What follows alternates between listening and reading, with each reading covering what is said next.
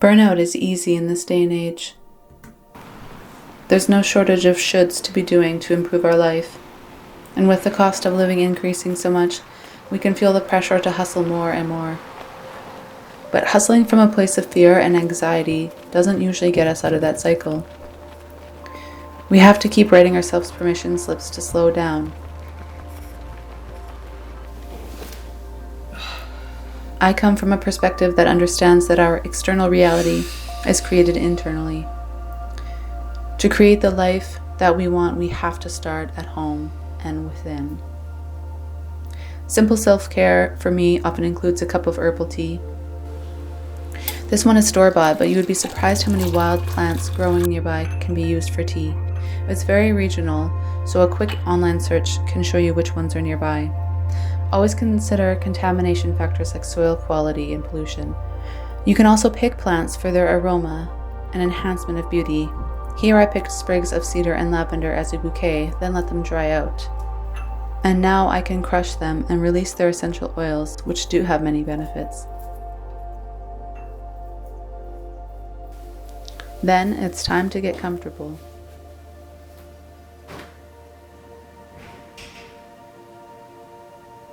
If you have sage, Palo Santo, or a similar medicine, that can help clear your energy field.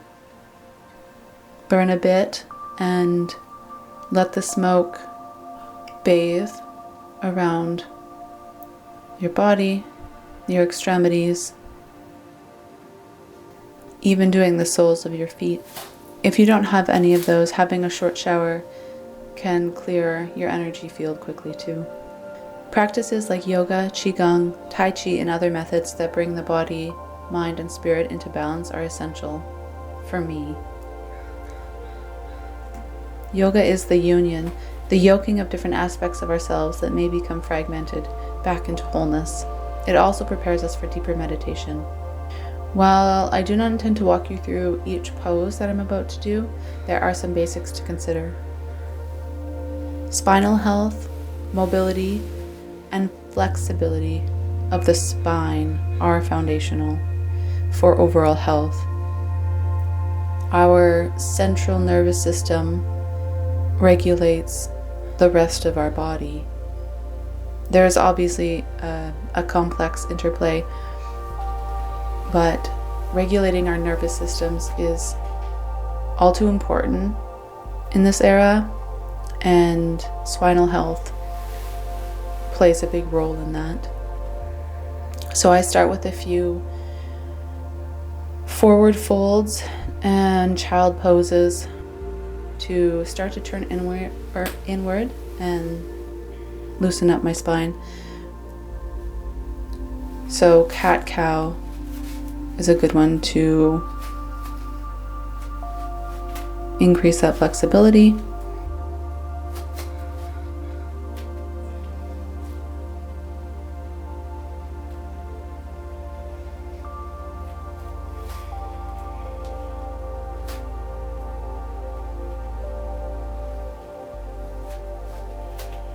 Bringing the chin up, dropping the pelvis, and then dropping the chin down again, arching your back, and undulating through these two gently,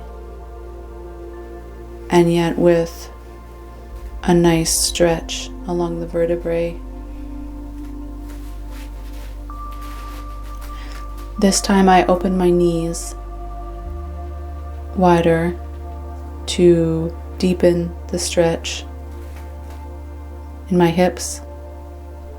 I put my palms together to make this a deep prayer and align my energetic body with my physical, allowing my being to become a conduit for good life force.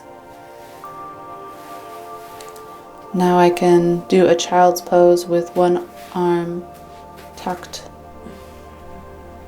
underneath the other shoulder as a nice shoulder stretch. Get into some elements of your scapula. Of course, if you have a dog, this is when the dog will come to show you how it's really done. So actually the most foundational element of yoga is in fact Doga. It is important to include your Doga in all aspects of the poses. In fact, your dog is probably the original master of some of these, and we have just learned from them, and so you can both teach each other.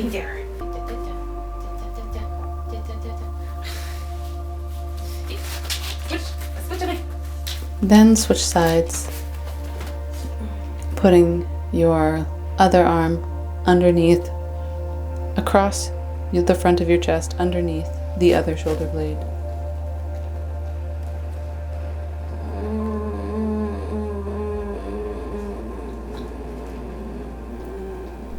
Another nice child's pose. You can always explore what feels right. You want to keep in mind the length of your spine as you do these things, and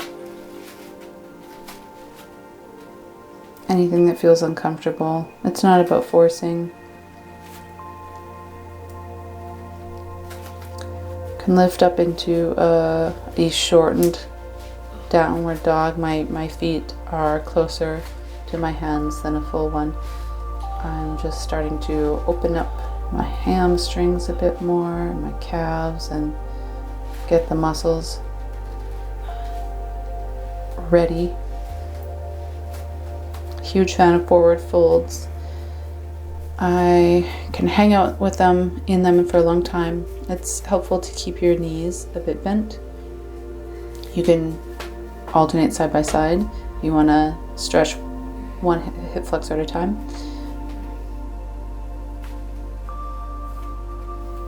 Keeping your knees bent helps your lower spine, protect your lower spine.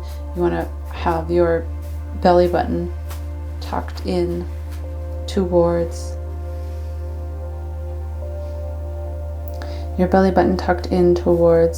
your spine to protect it. Now you can open side to side here.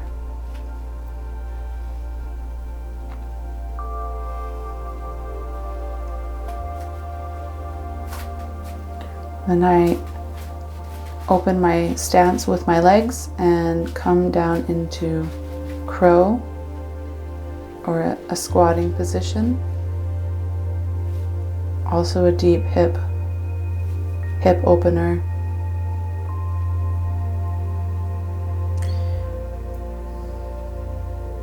Taping yourself doing these exercises is helpful too. You can get a sense of your own alignment and what maybe habits that you have that are the aspects that are doing pretty well, and in other aspects that, like, oh, my butt's really far back, or my shoulders are still hunched all the time.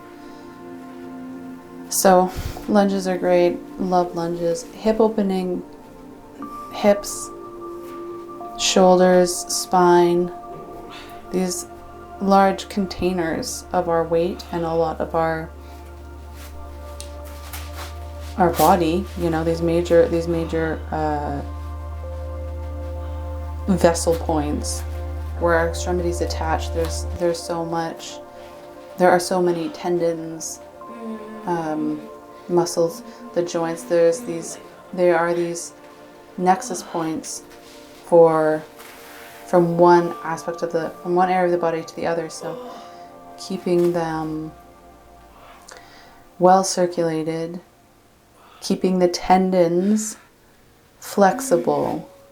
Tendon flexibility is very important for longevity and for the body being able to not become rigid. And the rigidness in our body is also quite symbolic for rigidness in our life and for closing down when we become rigid in one area, we're closing down the opportunity to learn, be open, receive in that area. There's an important balance between strength and flexibility, between circulation, between being able to circulate both blood and the physiological components for health, as well as the energetic and emotional.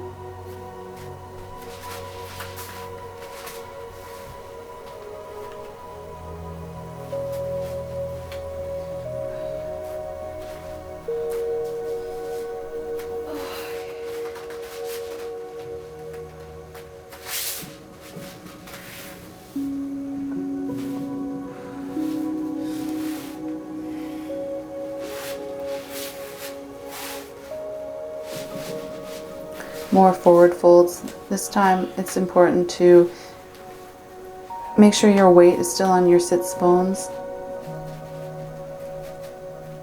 So the lower back is likely to want to bulge out a bit or come back, and you want to try and keep your spine as straight as possible. I'm not perfect at any of these things. It's not about perfection. It's about listening to your body, waking up the intelligence in your system, being connected with all of you. Our body is a vehicle for all of us. Our awareness, our intelligence is not just in the brain. Our nervous system runs throughout our body. There is sentience in the smallest aspects of our physicality, in my perspective. So you can receive information from your toes, the soles of your feet, the back of your neck, your knees. All of the parts of our body share information with the rest of our system. So tuning in and helping to unravel the tension, the blocks, keeping our joints limber, the tendons again, increasing circulation, increases the energy in all of our body, increases our awareness of life, awareness of self.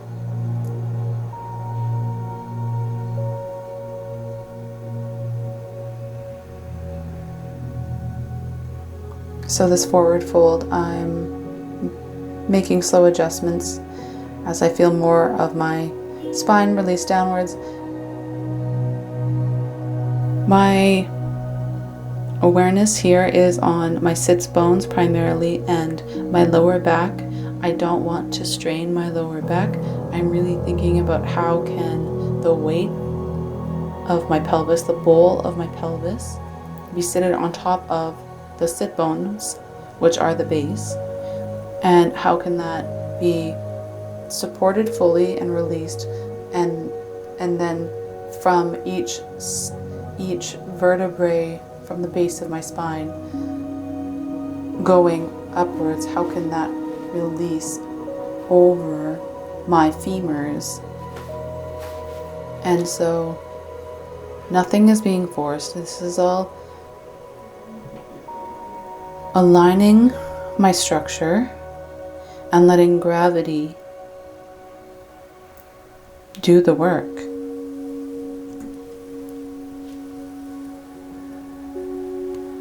And thinking of your neck too is important. Taking care of your neck is vital. So you can drop your head Listening to your body is really important. There are places it might not feel good going. It doesn't need to at that time. It's not about forcing the body at all. There can be places of discomfort, or what I like to call the good pain, where you feel the tension that's been built up there.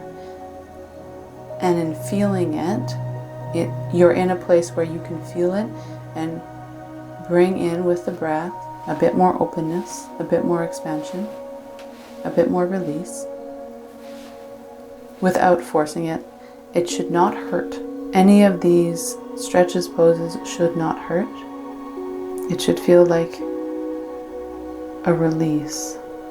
Groaning out loud, making noises, making verbal groans, sighs, all of that. I'm for it. Go for it. It helps. Still in the forward fold, you can slowly start to roll back up, starting from the base of your spine, considering your spine to be like a zipper. You slowly roll up, stacking the vertebrae one at a time from the base of the spine upwards, leaving your head till very last. Then a nice cool down. Although this was not an active yoga, this was primarily more of a hatha with some yin. Happy baby to get the front of those hip flexors loosey-goosey. Even just bringing the knees into the chest and giving yourself a bit of a rock side to side is nice on the lower back and sacrum. You can bring your knees into your chest more. I feel this very deeply in the front of my pelvis. Some areas that get incredibly tight for me. And then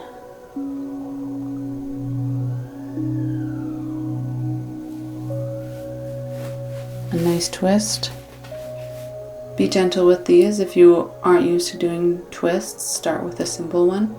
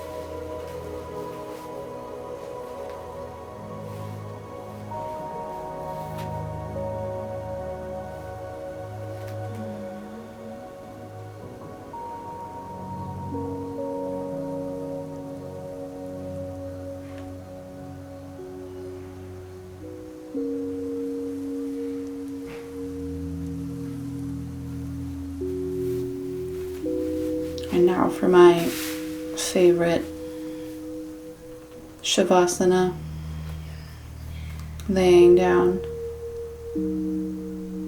where we get to release everything and let go